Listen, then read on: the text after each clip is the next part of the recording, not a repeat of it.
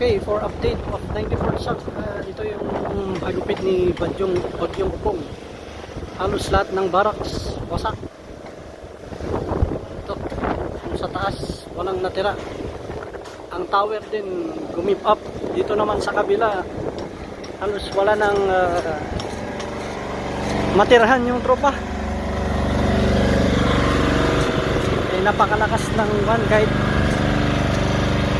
nag-ayos ang tropa bago pa yung bagyo kasi na-update tayo na malakas ito pero kinagupit pa rin, wala nang natira.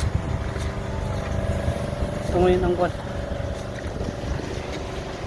pati ang motor pool nadaganan yung gasil natin, damage yung windshield.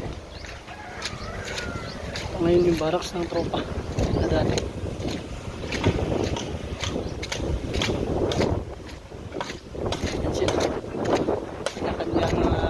Para may matulugan for the meantime. So, talaga napakalakas. Yung motor pool pasak na din. Ang natira na lang mga container vans. Ito yung mga damages. Ang office wasak na rin siya. Nakita nyo rito yung ibabaw niya.